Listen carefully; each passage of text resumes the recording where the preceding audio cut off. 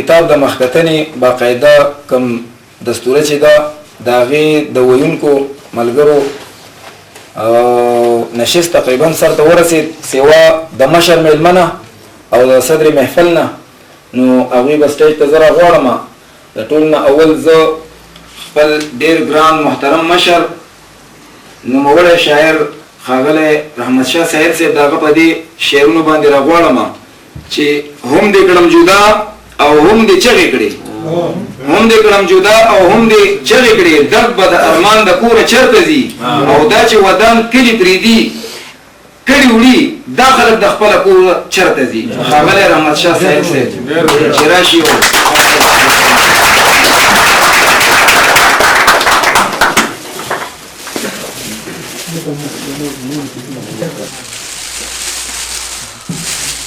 أعوذ بالله من الشيطان الرجيم بسم الله الرحمن الرحيم. محترم صدر مجلس او مشرانو، محترم مشرانو او حفظولو، ډیرو ګرانو حفظولو، دا زما په خیال یو ښه عمل دی د کتاب چاپ کول، د کتاب لیکل او بیا د هغې مخکتنه کول.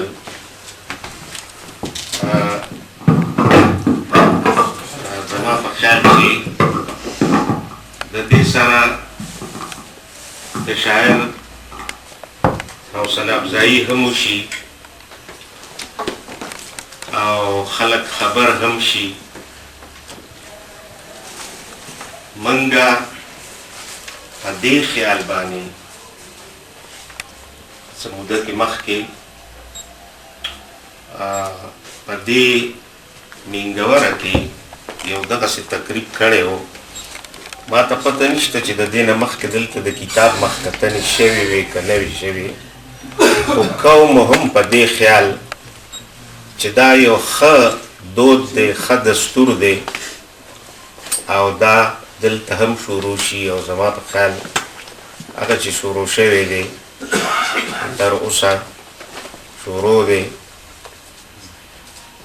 دلته چې کوم شاعران دي زما په خیال د ننني شعر د ټولو نه لویه خوبي چې کومه د هغه دا ده چې په دغه شعر کې پیغام دی،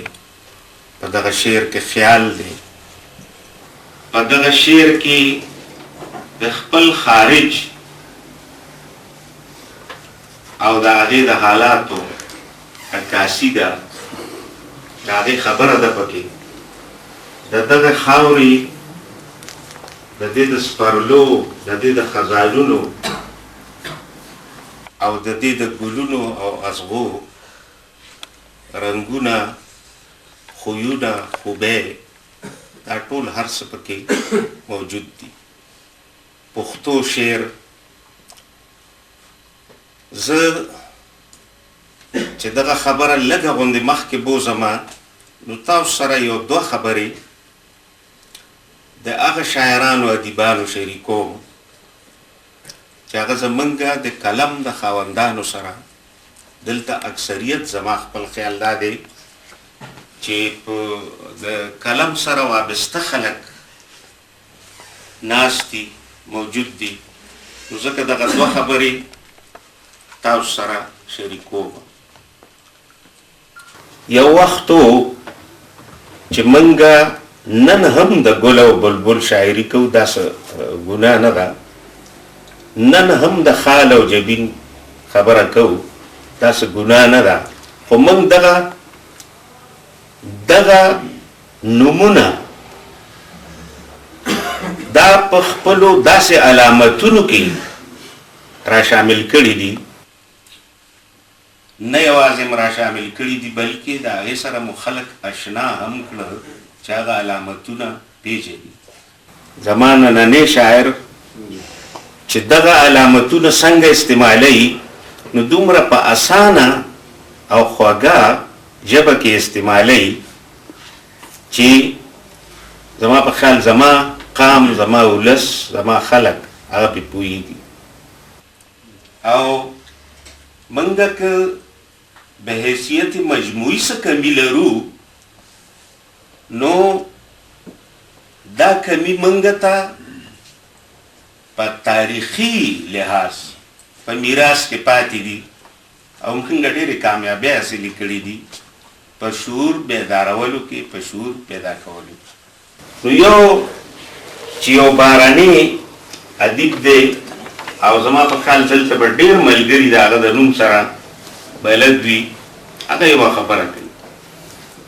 خلیل جبران د هغه نوم دی د هغه د دغه نظم یا د دغه نثر الفاظ به هغه نه وي کوم چې زه وایم خو د هغه خیال دغسې دی وایي چې یو دا خبره یاد ساتل پکار دي چې موږ لږ غوندې فرق وکړو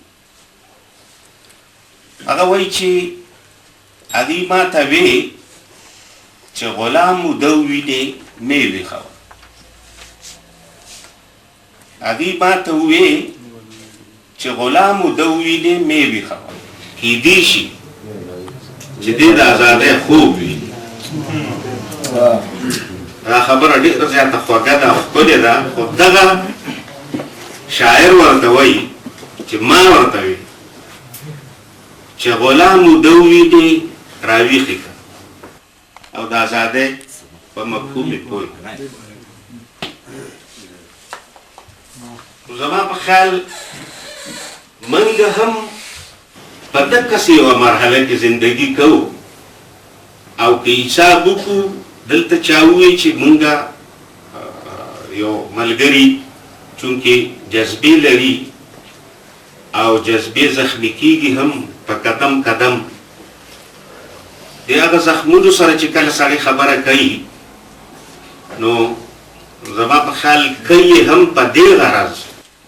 چې زه په شدت سره نور خلک راپاسوم نو چا ووایي چې موږ د څه دپاره داسې وکړو ناکام یو زما په خیال ناکام موږ نه یو د نن نه 20 کاله مخکې هم زه دې سوات ته راغلی او د دې ځای په پوله پوله پټي پټي ګرځېدلی یم په کوڅه کوڅه ګرځېدلی یم نن هم یو صورتحال دی د دغه صورتحال نه به ډېر خلک مایوسه وي زړه بدي به وي ولې دا ده چې یو شعور هم موجود دی یو بل چې زمونږ یو وړه